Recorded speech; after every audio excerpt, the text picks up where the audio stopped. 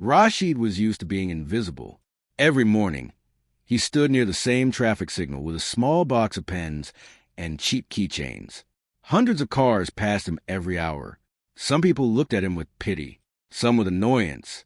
Most did not look at him at all. He was only 19, but his face already looked tired. Not old, just tired. One hot afternoon, he stood under the red light again, holding his small box and walking slowly between the cars. "Pen, sir?"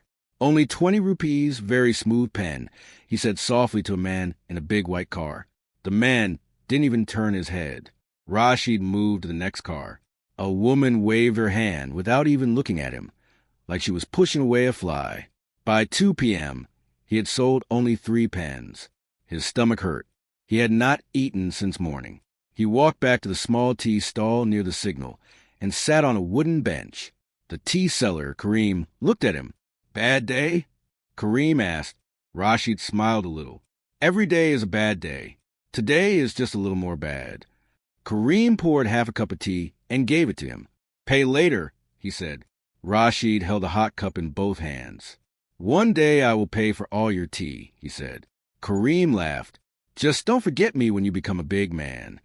Rashid also laughed, but inside he felt something heavy.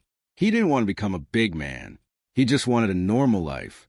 A small room, regular food, clean clothes, respect. That was enough. After some time, Rashid stood up again and went back to the signal. The sun was very strong. The road was shining. Cars stopped again at the red light, and he started walking between them slowly. Then he saw an old man standing near the side of the road. The old man looked confused and weak. He was trying to cross the road, but the traffic was too fast. Rashid watched him for a few seconds. Many people saw the old man, but nobody stopped. Everyone was busy. Rashid looked at the cars, then at his box of pens, then at the old man. If he helped the old man, he would miss the red light and lose some sales. He stood there for a moment, thinking. Then he took a deep breath, put his box on the side, and ran toward the old man. "Baba, come. I will help you," Rashid said gently. The old man looked relieved. "Thank you, Beta. My eyes are weak. I can't see fast cars." Rashid held his arm and slowly helped him cross the road. Cars were honking. Drivers were shouting. But Rashid walked slowly and carefully. When they reached the other side, the old man sat on a small wall and breathed deeply. "Thank you," he said again. "What is your name?" "Rashid," he replied. "What do you do, Rashid?" "I sell pens at the signal," he said, pointing toward the road. The old man looked at him for a long moment, not with pity, not with sadness, just quietly looking. "You left your work to help me," the old man said. Rashid shrugged. "It's okay. Work is every day. You look like you needed help now." The old man smiled slightly. "Sit with me for a few minutes." Rashid sat beside him. They sat in silence for a short time. Traffic noise, horns, people shouting, and the sound of buses filled the air. Then the old man asked, "Are you happy with your life?" Rashid did not answer immediately. He looked at the road, then at his hands. "No," he said quietly, "but I am trying not to be angry about it." The old man nodded slowly. "That is already a big thing." Rashid looked at him, a little surprised. No one had ever said something like that to him before. "I studied until class 10, Rashid said. Then my father got sick. I started working, first at a shop, then here. I thought it would be for a few months, but now it has been 3 years. "Do you still want to study?" the old man asked. Rashid smiled sadly. "Wanting and doing are different things." The old man stayed silent for a moment, then said, "Wait here." He slowly stood up and walked into a nearby office building. Rashid thought maybe the old man worked there after a few minutes. He forgot about it and went back to the signal to sell pens again. About an hour later, a security guard came to him. "Are you Rashid?" the guard asked. "Yes," Rashid said, confused. "Come with me. Someone is calling you." Rashid became nervous. "Did I do something wrong?" The guard shook his head.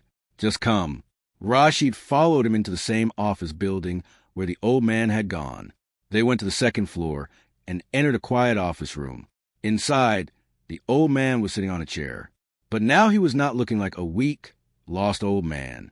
He was sitting straight, wearing glasses, and talking to two other men in formal clothes. The old man smiled when he saw Rashid. "Come, Rashid. Sit," he said. Rashid sat slowly, very confused. "This is Rashid," the old man said to the other men, the boy who left his work to help an old stranger cross the road. One of the men smiled at Rashid. The other nodded politely. The old man turned back to Rashid. "This is my small company," he said calmly. "I come here every day. Today I was walking outside when you helped me." Rashid did not know what to say. He just looked down at his hands. The old man continued, "Many people have degrees. Many people are smart.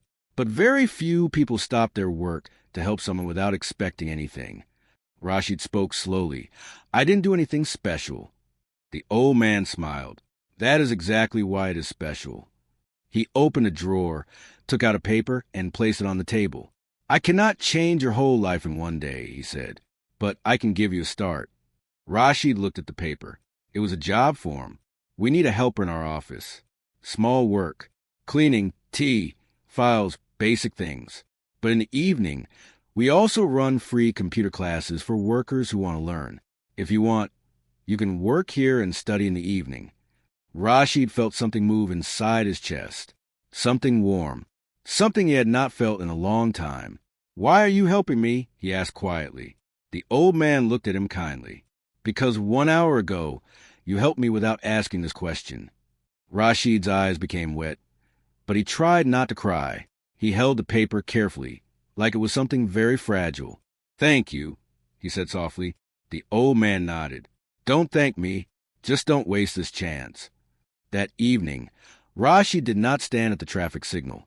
He sat in a small computer room with 6 other workers, learning how to use a keyboard for the first time.